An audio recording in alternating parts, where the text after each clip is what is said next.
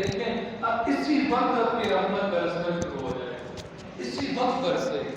لیکن دل سے ہم وَلَوْ أَنَّهُمْ إِذ ظَّلَمُوا أَنفُسَهُمْ جَاءُوكَ فَاسْتَغْفَرُوا اللَّهَ وَاسْتَغْفَرَ لَهُمُ الرَّسُولُ. لوگوں جب تم اپنی جانوں پہ ظلم کر بیٹھو نا تو میرے محبوب کی بارگاہ میں آ جانا. اچھا مفسرین فرماتے ہیں جس وقت یہ آیت کریمہ نازل ہوئی تو حضور موجود تھے، نبی کریم صلی اللہ علیہ وسلم اب بھی موجود ہیں، پر پردہ فرما گئے. جو دیکھنے والے ہیں وہ صبح و شام دیکھتے رہتے ہیں، بس جن کے پاس وہ آنکھ نہیں ہے پھر وہ محروم ہے. پر گھبرانے کی کوئی بات نہیں ہے. جب جسم سے جان نکلے گی نا فرشتے اشارہ کر کر کہیں گے ما کنت تقول فی ھذا الرجل، دیکھ لے تو اس کا چہرہ اور اس کے بارے میں کیا کہا کرتا تھا دنیا میں. اچھا جن کے پاس دل کی آنکھ بھی ہے اور یہ ظاہری آنکھ بھی ہے تو وہ صبح و شام رب کے پیارے محبوب کا دیدار کر رہے ہیں. اب مسئلہ یہ ہے کہ شہر مدینہ تو کافی دور ہے، کئی غریب بھی ہیں جو جا بھی نہیں سکتے. تو رب فرماتے شہر مدینہ آنے کی ضرورت نہیں ہے. مفسرین نے فرمایا سایہ کریمہ کے تحت شہر مدینہ آنے کی ضرورت نہیں ہے، بس تم وہیں بیٹھ کر کہو مالک تیری بارگاہ میں تیرے سونے محمد کا وسیلہ پیش کر رہے ہیں صلی اللہ علیہ وسلم، صلی اللہ علیہ وسلم. مالک گناہ کر بیٹھیں تیرے سونے محبوب کا تجھے وسیلہ پیش کرتے ہیں. تو رب فرماتے جیسی تم وسیلہ پیش کرو گے نا تمہارے اگلے پچھلے سارے گناہوں کو میں معاف فرما دوں گا. وہ کسی نے کہا تھا کہ مجرم ہو تو منہ اشکوں سے دھوتے چلے آؤ در تواب پہ روتے چلے آؤ. اور قرآن میں مذکور ہے بخشش کا طریقہ، آؤ سونے محمد کی دہلیز سے ہوتے چلے آؤ صلی اللہ علیہ. بس تم وسیلہ پیش کر دو. رب تو بڑا رحیم ہے، یقین کریے بڑا رحیم ہے، بڑا کریم ہے. رب تو 70 ماؤں سے بڑھ کر پیار کرنے والا ہے. حدیث مبارکہ ہے کہ کل قیامت کے دن نا ایک شخص کو لوگ نا فرشتے پکڑ کرنا اس کے نام اعمال میں کوئی نیکی نہیں ہے، سارے گناہ ہی گناہ ہیں. تو فرشتے اس کو پکڑیں گے، کیا کریں گے؟ جہنم کی طرف لے کر جا رہے ہیں. رب کتنا رحیم ہے، کریم ہے، غفور ہے. ہم آنے والے تو بنے نا، سچے دل سے توبہ کرنے والے تو بنے نا. 2 فرشتے اس شخص کو پکڑ کر جہنم میں پھینکنے کے لیے لے جا رہے ہوں گے. تو رب فرمائے گا میرے فرشتوں جہنم میں نہ لے کر جاؤ، اسے جنت میں ڈال کر آ جاؤ. تو فرشتے کہیں گے مالک تیرے کہنے پر ہم نے اس کا رجسٹر دیکھا نام اعمال کا، ہمیں تو کوئی نیکی نظر نہیں آئی، سارے ہی گناہ ہے مالک، ہم تو اس لیے جہنم میں پھینک کر آ رہے. مالک تو کہتا ہے ہم حکموں کے پابند ہیں، مالک تو کہتا ہے تو ہم اسے جنت میں چھوڑ آتے ہیں.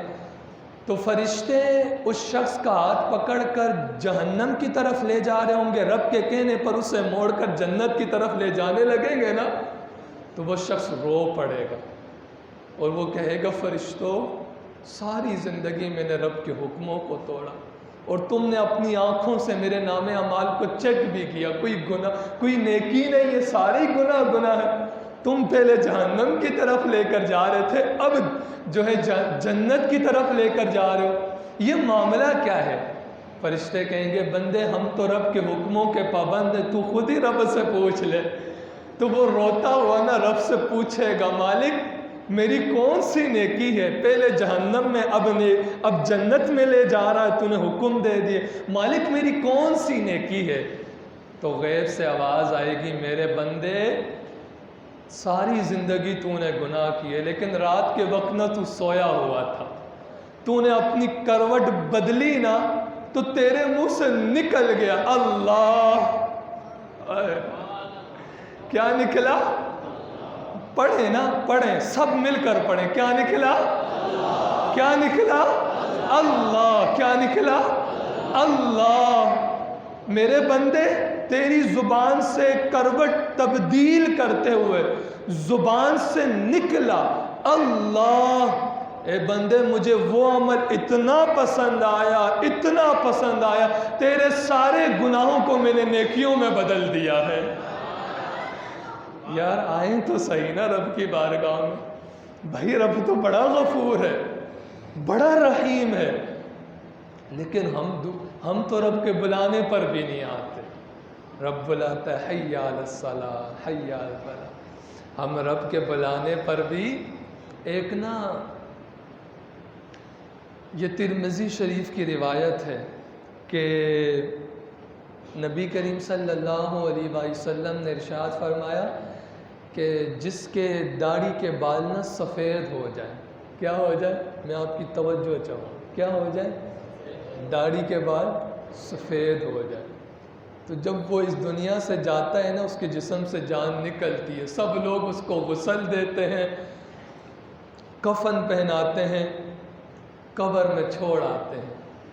قبر بھی چھوٹی سی ہوتی ہے نا، اس کے ناپ کے حساب سے قبر بناتے ہیں۔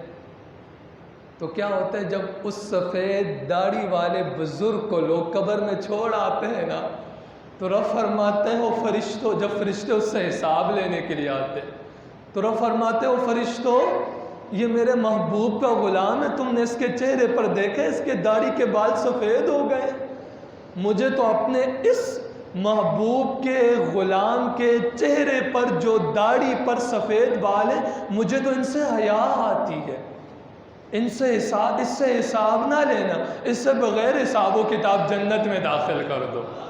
رب ان داڑھی کے سفید بالوں سے، دیکھیں نا حضرت موسیٰ علیہ السلام کے زمانے میں نا ایک شخص تھا جو حضرت موسیٰ علیہ السلام کی نقلیں اتارا کرتا تھا۔ اچھا وہ کیا کرتا تھا کہ جیسے موسیٰ علیہ السلام کرتا پہنتے تھا لمبا سا، وہ بھی ویسے ہی کرتا پہن لیتا، ایمان نہیں لے کر آیا تھا، آپ کا دل دکھانے کے لیے آپ کی نقل اتارتا تھا۔ جیسا کلیم اللہ نے لمبا سا لباس پہن رکھا ہوتا، ویسے ہی وہ شخص نا لمبا سا لباس پہن لیتا، اور جیسی داڑھی تھی اس نے ویسی داڑھی بھی رکھ لی، ایمان نہیں لے کر آیا حضرت موسیٰ علیہ السلام، داڑھی بھی رکھ لی اور ہاتھ میں نا ایک ڈنڈی بھی پکڑ لی، کیونکہ حضرت موسیٰ علیہ السلام کے پاس عصا ہوتی تھی، تو اس نے نا حضرت موسیٰ علیہ السلام کو تکلیف دینے کے لیے نقل اتارتا کہ اپنے ہاتھ میں وہ ڈنڈی بھی پکڑ لی، اور حضرت موسیٰ علیہ السلام اپنے سر پر جیسی وہ پگڑی باندھتے نا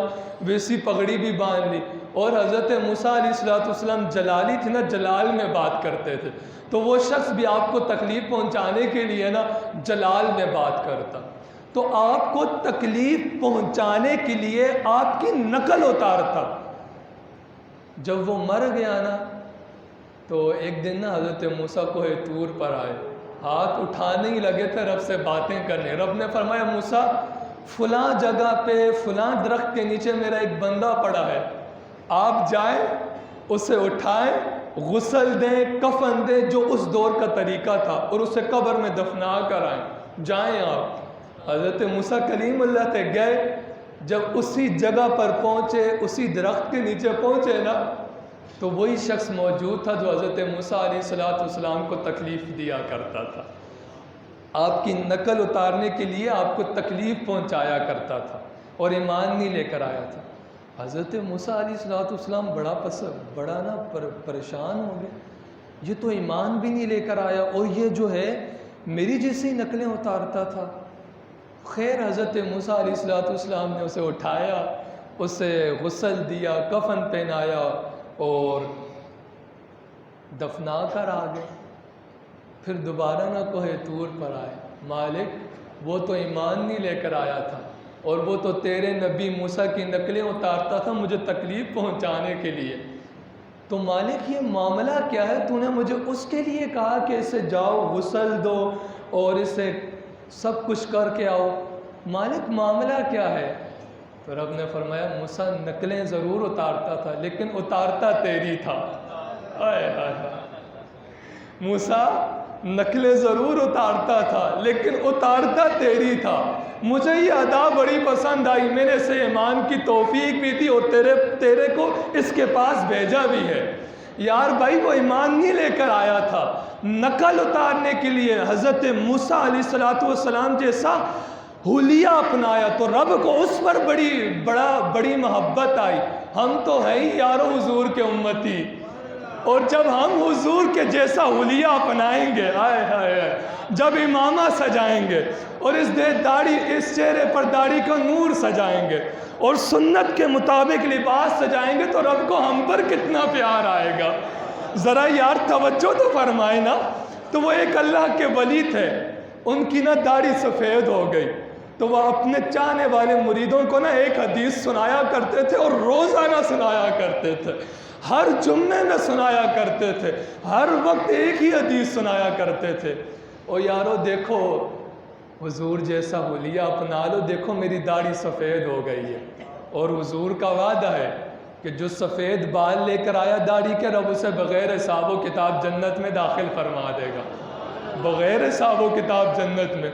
تو جب یہ حدیث بیان کر کے وہ اللہ کے ولی نا تنہائی میں جاتے اور کہتے مالک دیکھ لے میری داڑھی سفید ہو گئی ہے، اور مالک میں تیرے پاس آنے والا ہوئے ہوں تو میرے پاس اپنے حساب کے فرشتوں کو نہ بھیجنا، کیونکہ مالک تیرے محبوب کا وعدہ ہے. مالک میرے پاس، ذرا بول کے بتائیں، میرے پاس نہیں بھیجنا حساب کے فرشتوں کو.